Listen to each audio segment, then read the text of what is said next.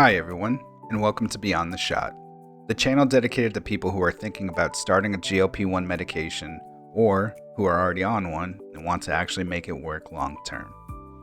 My mission here is simple. The shot is just one piece of the puzzle. What you do with it, meaning what you eat, how you move, how you think about your body, that's what ultimately decides whether this becomes a permanent transformation or a temporary fix. So let's start at the very beginning. So what does GLP-1 mean?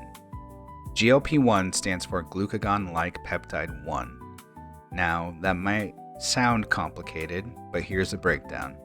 It's a hormone your body already makes naturally, specifically in your gut, and it gets released when you eat. When GLP-1 is released, it does a few very important things.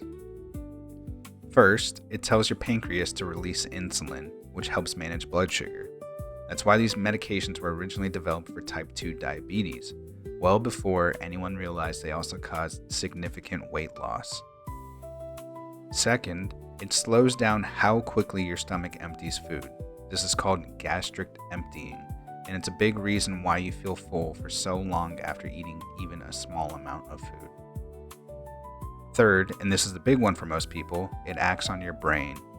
There are GLP-1 receptors in the hypothalamus, which is your brain's hunger and reward system. When those receptors are activated, your hunger signals drop significantly, cutting down on what some people often describe as food noise.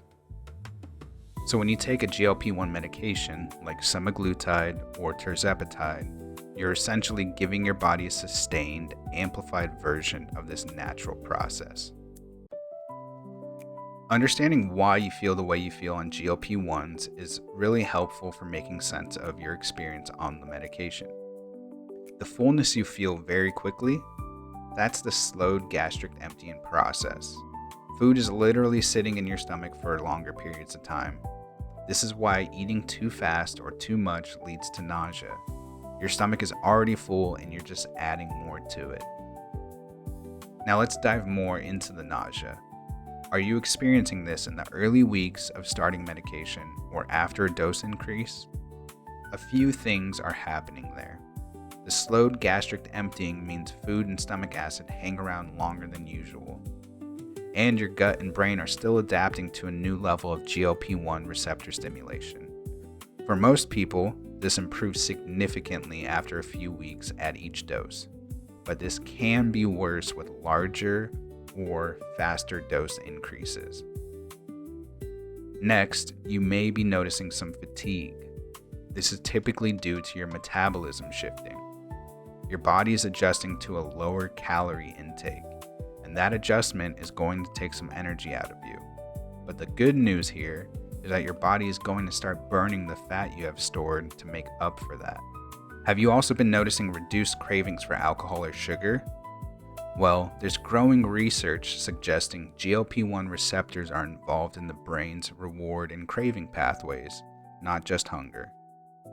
Of course, this is still being studied, but many people notice this genuinely changes their relationship with food beyond just feeling full. Now here's where I need to be really honest with you, because I think this is where a lot of people get tripped up. GLP-1 medications are genuinely remarkable tools. The clinical data is very strong, but at the end of the day, they are just tools, not magic wands. The medication reduces hunger and slows gastric emptying in hopes of creating a caloric deficit. So let's talk about what it does not do. Number one, it does not automatically teach you how to eat well. If you're still eating ultra-processed food that's high in fat or sugar because that's all you're used to, then you may lose some weight, but you won't build the nutritional foundation that sustains your health. Additionally, if you eat enough of these foods, it could result in no weight loss at all, because you're not putting your body in the caloric deficit that we are looking for. Number two, it does not preserve your muscle mass. This is huge, and so many people fall short here. When you lose weight quickly, whether through medication or any other means, you usually lose a mix of fat and muscle. Studies suggest that without deliberate protein intake and resistance exercise on a consistent basis, a significant portion of weight loss on GLP-1s can be muscle mass. But don't worry, stay tuned and we'll have an entire video on this subject. Number 3, it does not address the behavior patterns around food. So things like stress eating, emotional eating, using food as a reward, these habits will still be there.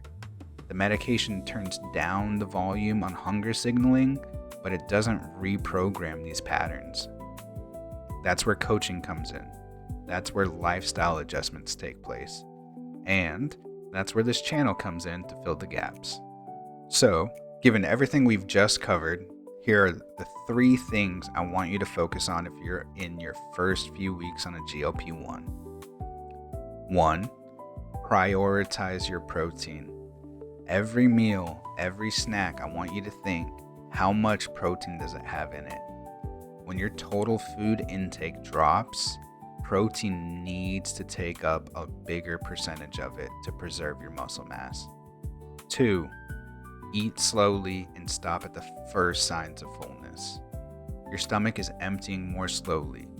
Your fullness signals are delayed, and then bam, it hits all at once.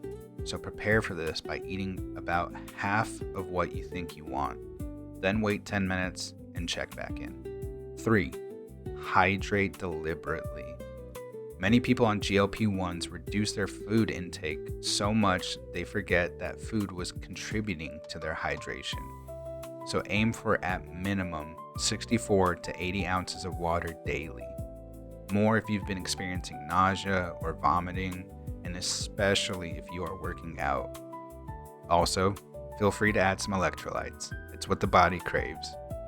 Well, I hope this video helps provide a little bit of knowledge that you can take with you to improve your weight loss journey. Next week, we're going to delve deeper on something I mentioned today, muscle preservation, and why it may be the most important thing you're not thinking about. And in a couple of days, I'll share my 5 practical tips for managing nausea in the first few weeks, because that's the number one thing that makes people want to give up, and most of it is completely manageable once you know what to do. If this was helpful, please subscribe and leave a comment. Tell me what's your biggest question about GLP-1 medications right now. I will be sure to read every comment, and your questions may literally become future videos. Until next time, stay healthy and stay blessed.